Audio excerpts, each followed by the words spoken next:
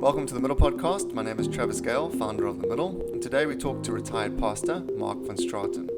44 years ago, Mark met his wife Christine while engaging in youth work in townships, prisons, and various church groups. In 1988, after studying in the US, Mark and Christine founded a church and a school in the town of Empangeni, Zulu Natal, in South Africa. In 1990, they moved to Durban, starting Grace Family Church. And for the next 30 years, Mark played a leadership role in bringing Grace to its current status, which includes 5 campuses, a large staff complement, and a diverse congregation.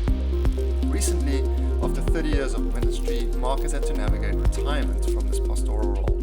During this episode, Mark unpacks the 4 phases of retirement with us, which he does so while sharing his own story of navigating retirement in a really vulnerable and authentic way.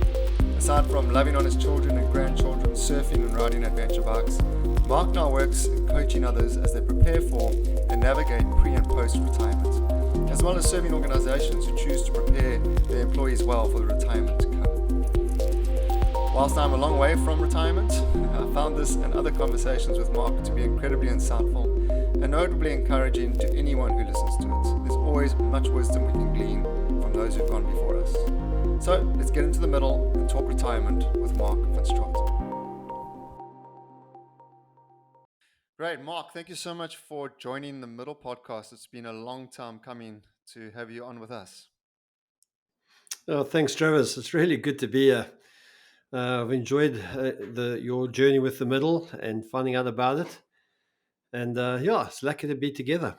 Brilliant. So over the past little while, I know we've spoken about many topics, and I certainly enjoy talking about all of them with you. I've just found this journey that you've been on, retiring from one long career and entering into another phase of life, to be absolutely fascinating. So I just thought it would be a really good idea to talk about the middle and retirement, which is what we're going to do today.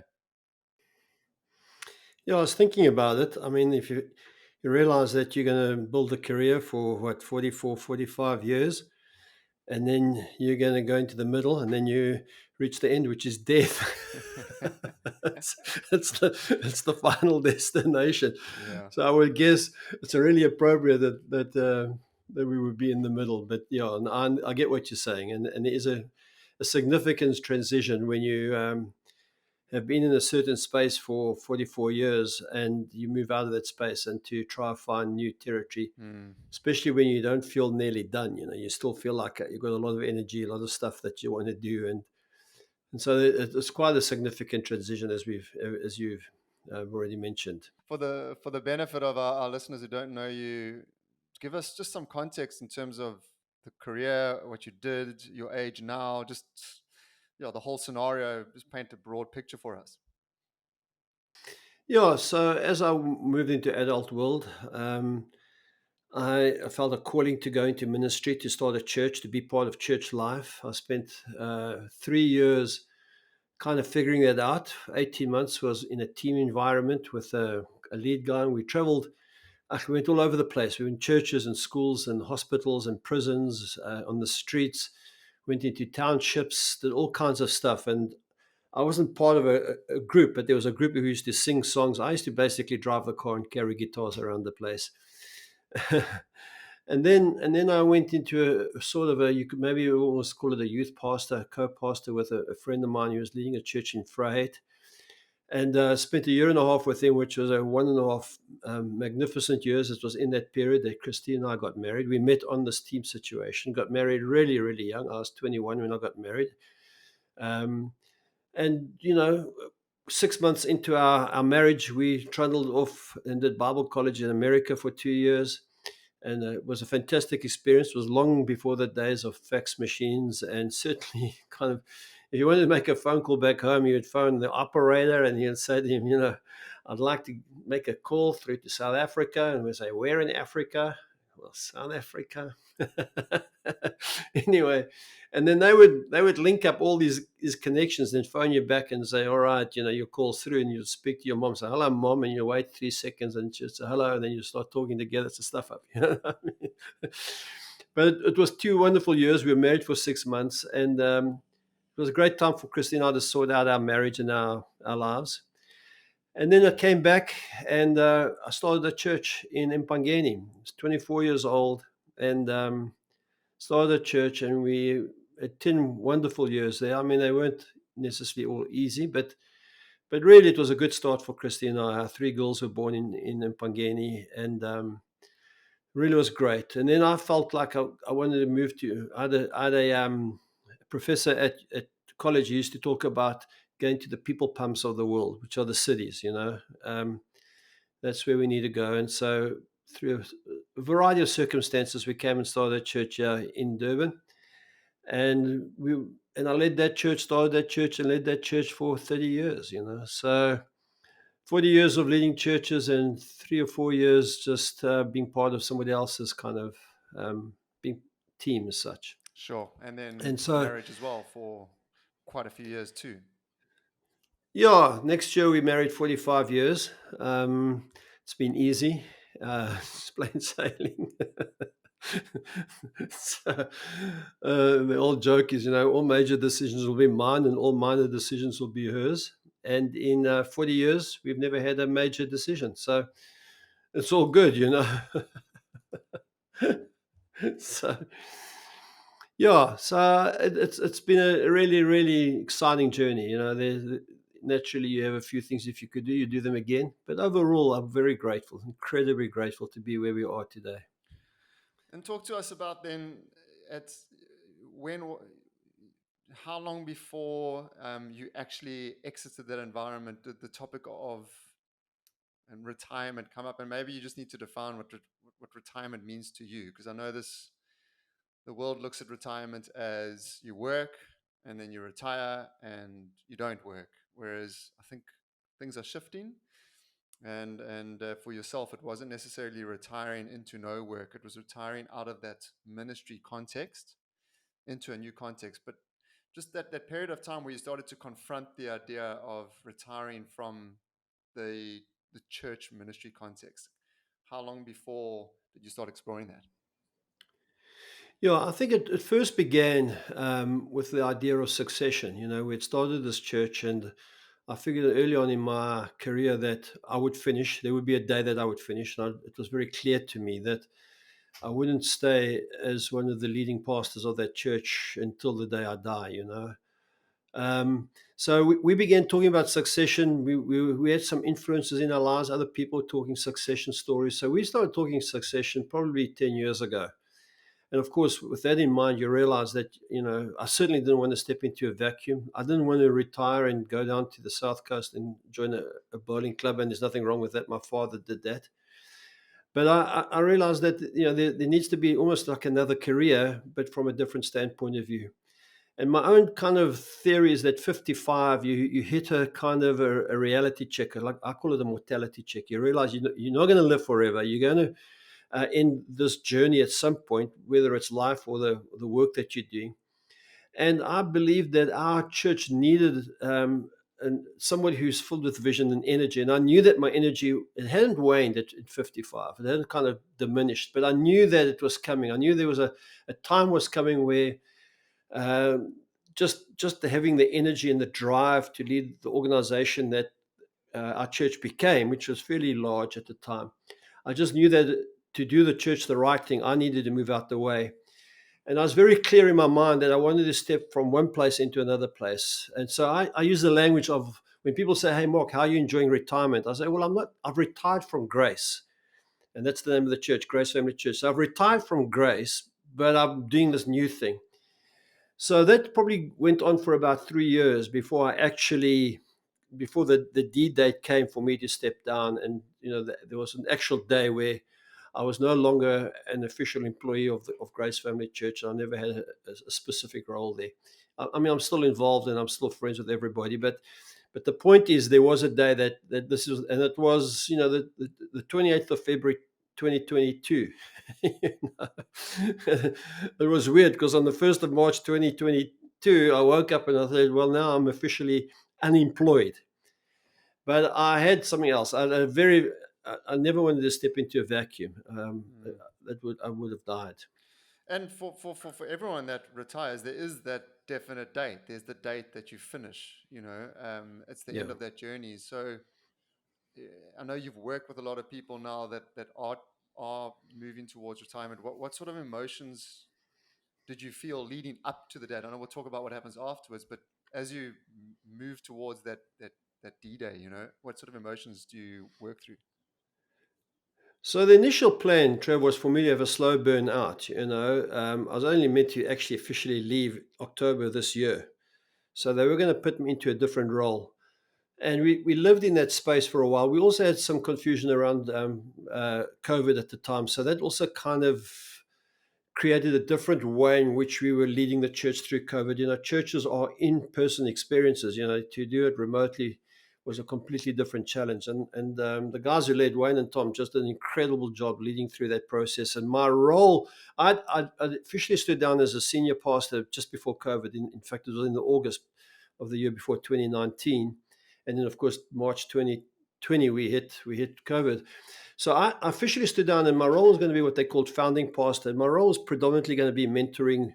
We have 4 campuses, and we're quite a significant staff and that kind of stuff. So I was going to play a role that was more more oversight, more kind of just helping people, mentoring people, that kind of stuff. But because of COVID and through the year 20 and then coming to the end of 2021, roles got a little confused, and sometimes I was involved on the operational side of things, and Wayne and Tom needed to find their relationship and stuff. So we decided to pull the day early. So, and that was quite a quick decision. It was like in the sort of the October, November of 2021, where we decided let's draw a line at the end on the church's 30th birthday, which was the 28th of January or 26th of January, and that day will be my official end date. So my end date was the 31st of January. But I was on the payroll till the 28th of February. So just what I'm saying is that was how it all worked out. So if our listeners are confused about the dates, don't worry, they're not the only ones. But but I was very clear that that there would be an end date, and I was excited about it because I had a plan.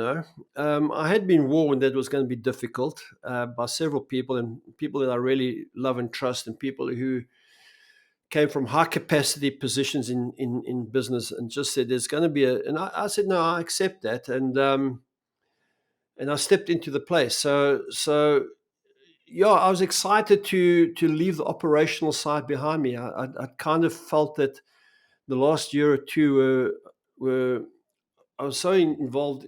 The stuff that I love to do was kind of getting sidetracked by the operational side, COVID, and making that correction. So I was relieved to be ending that part of it and excited to move into the new phase. And I'm interested. I mean, you had friends that had retired that said it was going to be hard. Like anything, we hear that. But in your work with other people, do you find that those who are moving towards retirement aren't able to fully comprehend what's coming? Yeah, I think listen. I think personalities affect this thing. With my personality, I'm very sort of goal orientated, and I've lived my whole life with a sense of purpose, a sense of mission. So for me, it wasn't going to be, I'm going to surf all day and go down the coast and just chill. I mean, I'm going to do that, but not only that. And we can get to that later on. What the benefits of retirement are, but nobody could have warned me for the year that came in 2021.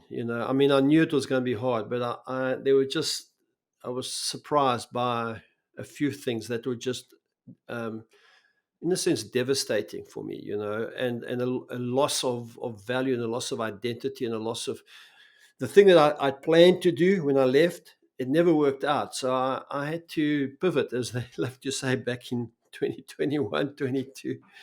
So I really had to change and try to figure out what I was going to do in this new phase of life. And it took me about a year to figure that out. And in that year, there was a lot of soul searching, a lot of just, I can't believe this is happening to me kind of things. I mean, I didn't want to go back to the past, but the past was what I knew, and the past is what gave me value and identity, and it gave me mission, it gave me purpose.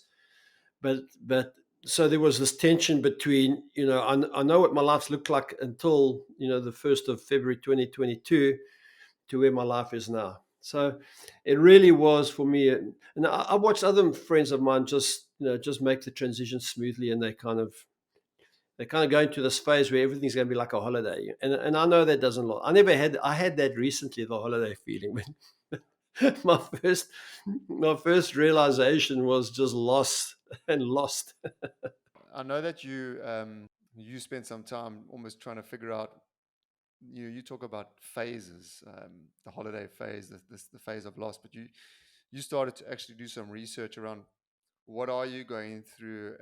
Are there phases when you're navigating the middle of retirement, not just for your own personal reasons to support yourself navigating through it, but because you were also looking to support others.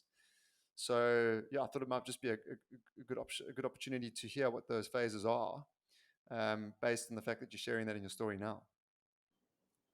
Yeah, I think, I mean, I really began to try and research the whole experience of retirement.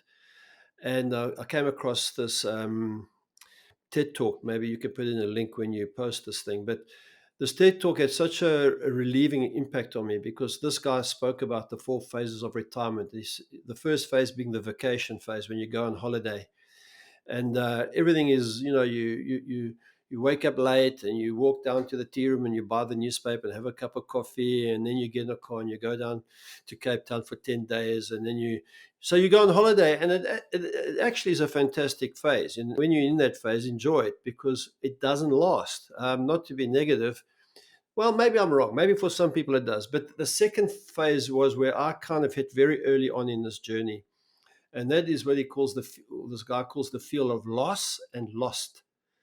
And he talks about your sense of identity. And I'd started the churches, and so as a result of that, I never applied for a job in my life. I never went and said, I want to be the senior pastor of a church or of anything. I started this thing, and therefore I was the pastor. And therefore I never put a lot of value to a title. I mean, people used to say, they call me pastor, but I said, my name's Mark. You don't need to give me that title. You know, and suddenly I was on the other end of this thing, and I wasn't the senior pastor, and I wasn't maybe even the founding pastor.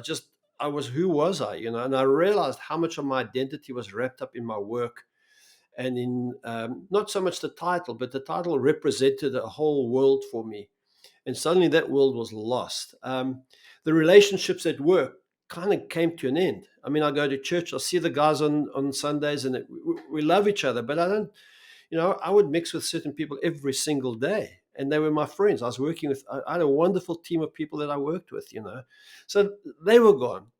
You have no power, suddenly, honestly.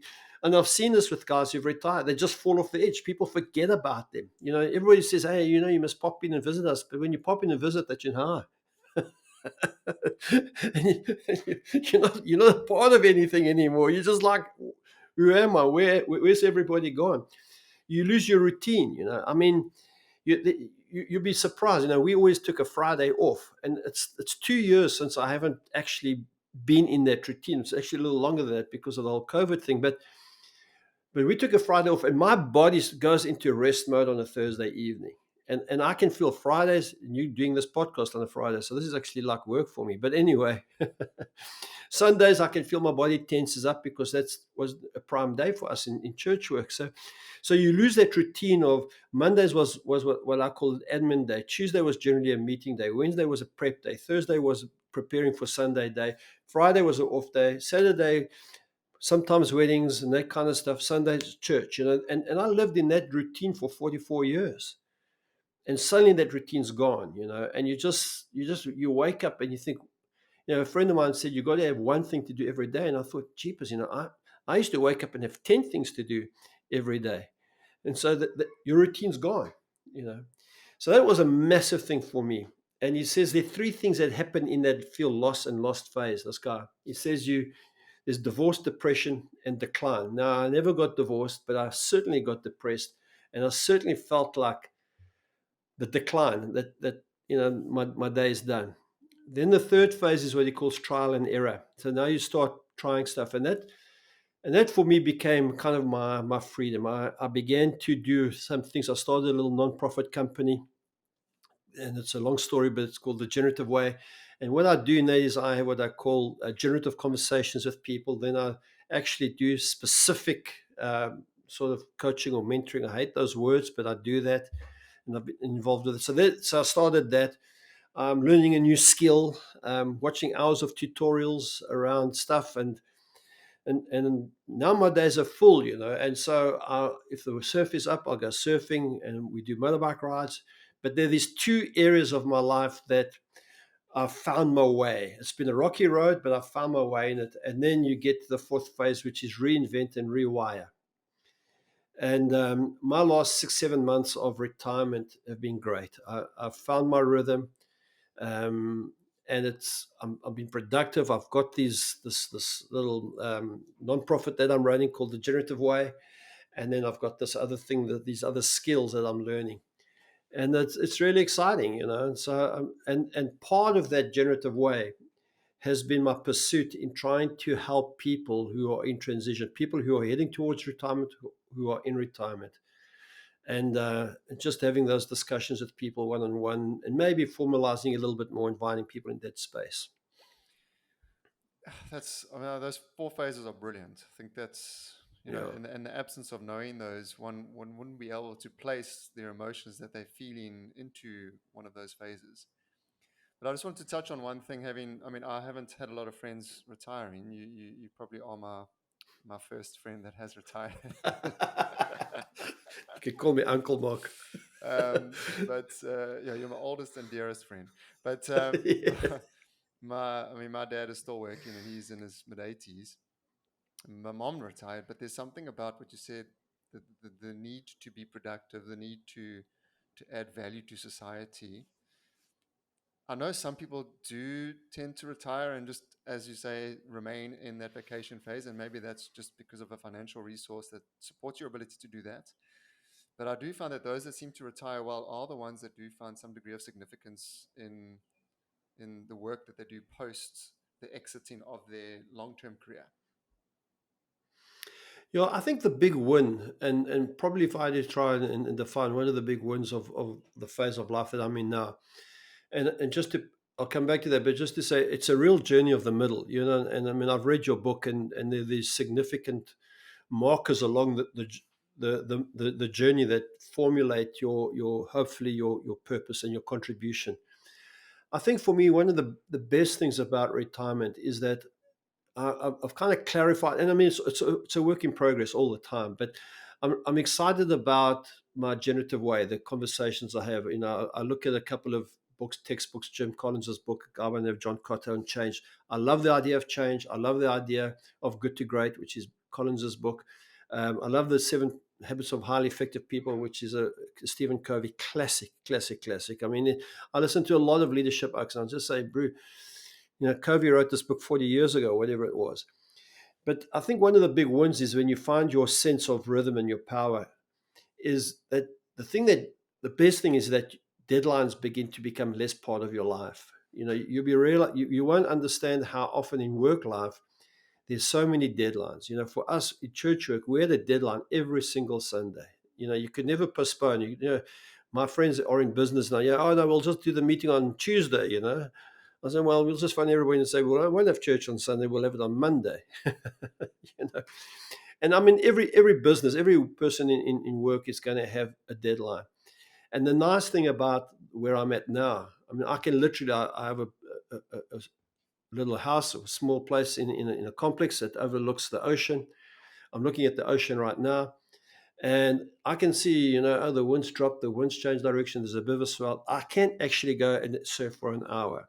I don't have to ask anybody to do that. Now, naturally, I do have commitments, but I manage those commitments to suit the rhythm of this new phase of life. And I think that's the big one for me is just, and I can just feel the pressure of not having to fulfill deadlines, and in a sense being more in control of the relational connections you have with people. So in my sort of coaching and my mentoring, where people are actually paying me to sit down with them through a process, invariably I give them homework, and if they don't do the homework, it's their problem.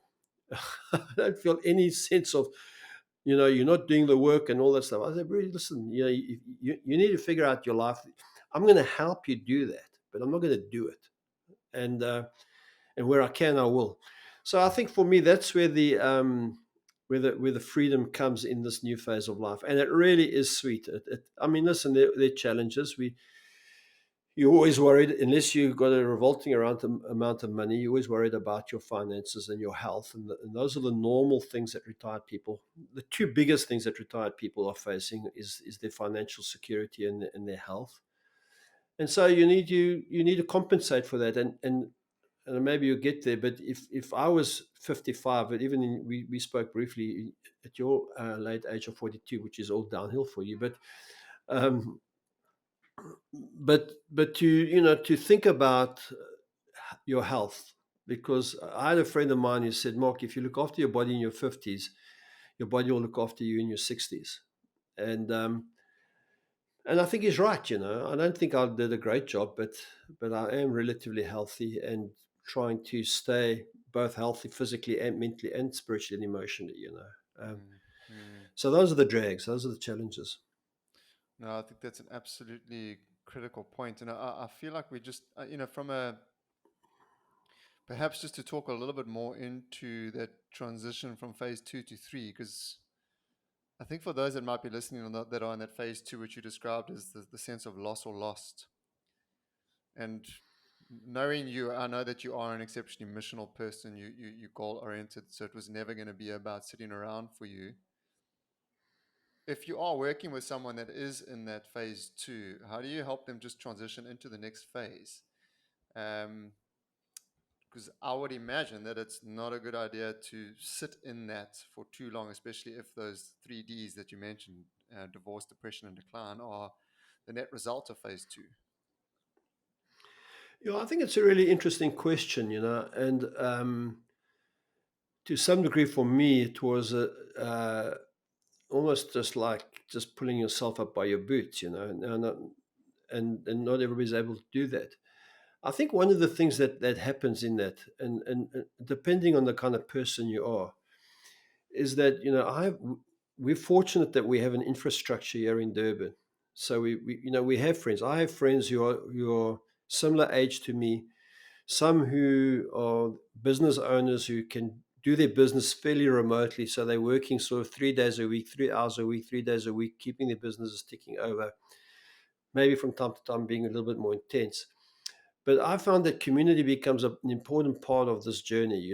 I've had a good friend through this whole process, and really I was able to speak about the stuff I was trying to process.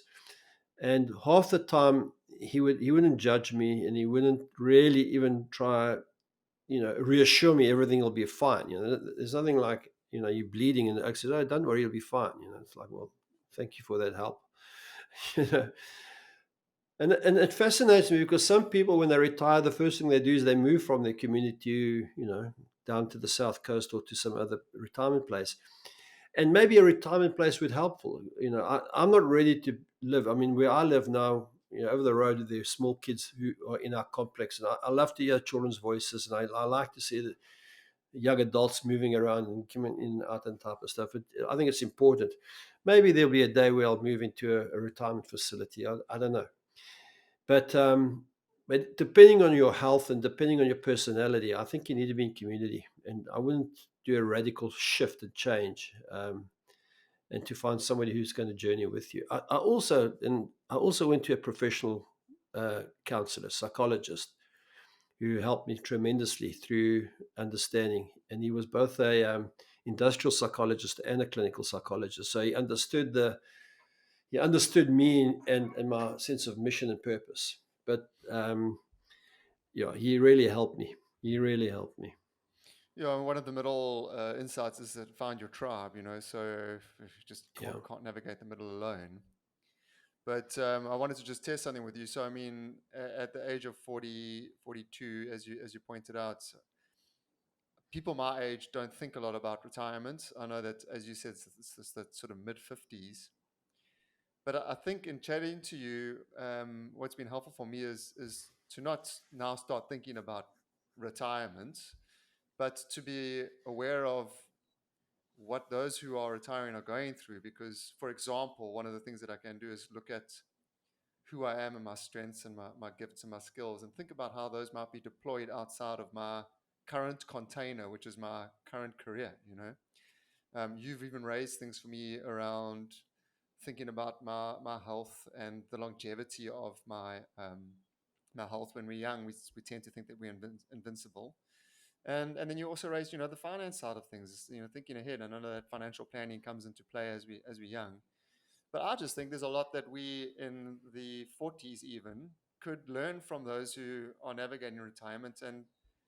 And as you and I have often aligned around, it's those small little habits and things that you put in place. It's the compound interest that is generated from that we can be intentional about. Yeah, I think I mean, I don't think that a 42-year-old should be preoccupied with retirement. But at the same time, I don't think you shouldn't be neglectful of it. I do think that we live in a society, and certainly the way when I did the COVID thing, and I wrote a personal mission statement for my life, and I was very intentional about going through a process that he recommends in his book. And I wrote this mission statement. And what I realized when I reviewed it at my retirement was that really what I was writing, it wasn't a mission statement so much for my life as it was for my career. And I realized that when I read that mission statement today, it was like that I would, finish the race. Well, the race of ministry I finished, and that I'd raise my children to be independent young women, and they are independent young women now. So a lot of the stuff that I wrote down in terms of a mission statement, in retrospect, I realized it was when I got to my age. So I've had to sit down and kind of revise that again and say, okay, well, what is the next sort of 25? So my plan is to live to 87, Trav. And that's just because I have a thing with Australians that doesn't go well. And 87 is the Australian unlucky number Oh, because it's 13 short of a century, you see. And so it's just like in my death, I will stick it to the Aussies. You know what I mean? okay. To all the Australians out there, I love you very much. It's it's funny. It's a joke, people. Well, I think we just need to So, congratulate the Australian cricket team for winning the World Cup. yes, absolutely. And sorry about your early exit from the World Cup, but rugby. But anyway, no, I think what I'm trying to say is that it's a difference between a guy who plants sugarcane and a guy who plants trees, forests. Mm, You're going to reap it at some point in the future. And I think we all want cash crops. We all want to get the benefit of our labors next weekend. Um, and I don't think there's anything wrong with that. I think you should plan that. But at the same time, don't be naive. You're going to confront mortality. You are going to, we sometimes have this mentality, these things happen to other people. And this is not being doom and gloom. It's just, one of Jim Collins's points is face the brutal facts. And I think that if you make preparation, so one of the things I would say to guys heading near retirement, start investigating in a side hustle. Whether you need the money or not, it doesn't matter. Let's assume that you are going to have more than enough money. Your side hustle can be, helping people, getting involved with something that is more than just, going to nice restaurants and traveling the world. So in my world, I got to have a side hustle that will generate revenue for me. Um, and the great joy about that is that it's not like my bread and butter that I'm working for. I'm working for the extra things in life, the traveling and that kind of stuff. So start thinking about that at some point in your journey. And I would say that in your 40s, and it's the good thing today is that it's part and parcel of people's day-to-day conversation. I mean, when I was 40, I never heard of the word have a side hustle. You never used that word. you know. Um, and there's so many opportunities, I think, and half the fun is trying to find one if you haven't got one. And mm. I would encourage people to do that. Entrepreneurship is the way of the future, whether you in South Africa or anywhere in the world. Yeah, That's my I really like that. It's thinking about who you are outside of what you just do now. Um, yeah. so I mean, and then let's just talk about. So, what are some of the if you are working with someone who is in the same phase as you, they've, well, not the phase of retirement, but they've they've been retired from their career for 3-4 years. What have been some of the practical things that you've done to support you to navigate the middle of retirement well? I've avoided those people, Trev. Um, no, I mean, I haven't had a lot of conversations. Most of my conversations are with people who are approaching retirement than those who are in it. I think I have a few friends who, almost without exception, I mean, I've got one friend who retired at the start of this year, and he's very much in the vacation phase of retirement.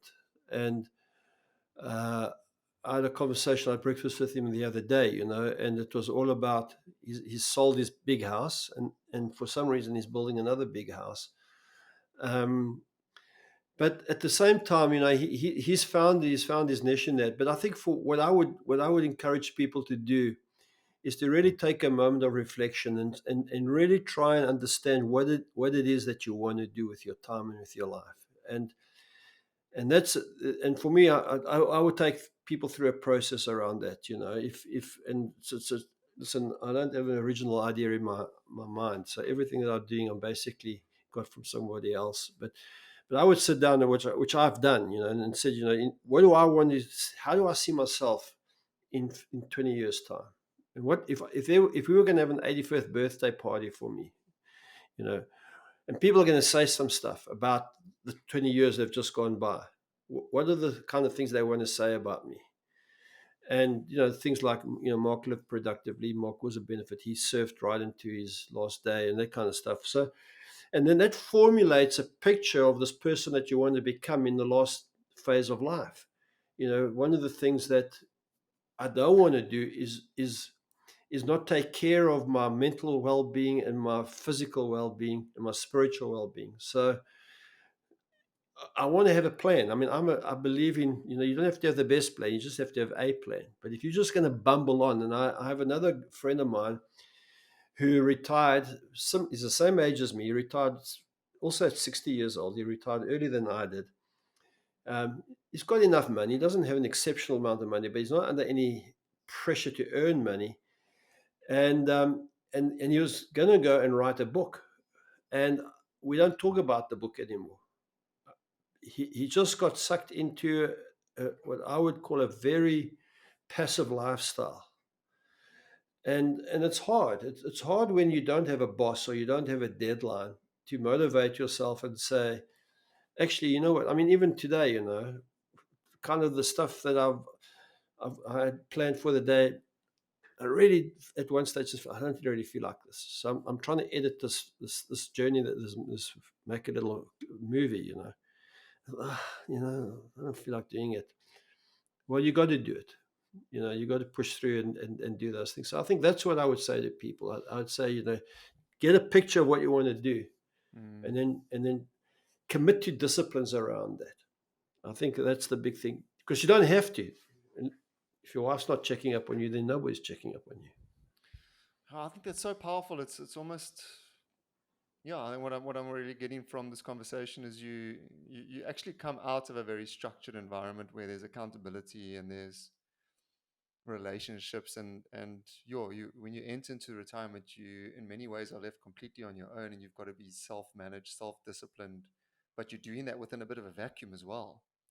So absolutely buy into what you're doing with the people that you're working with, and supporting their ability to reflect, to dive into purpose, to dive into vision, and then to structure a life and habits and intentional plans. And I think that's so exciting. I think it could open up so many possibilities for people that are now retired from their career.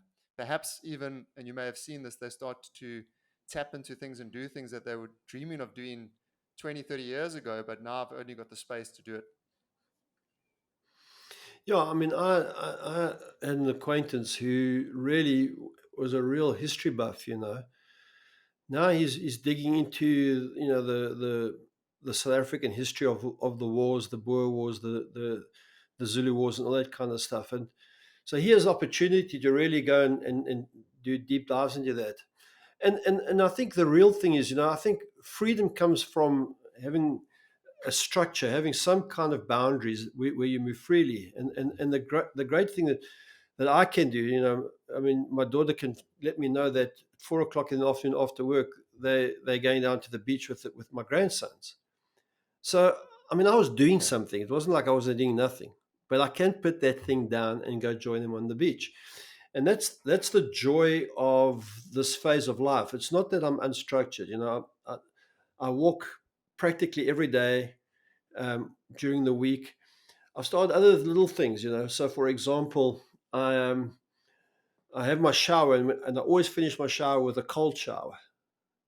Just to, it's meant to be healthy, but yeah, right now the water doesn't really get cold anymore. It's so nice in the tropics.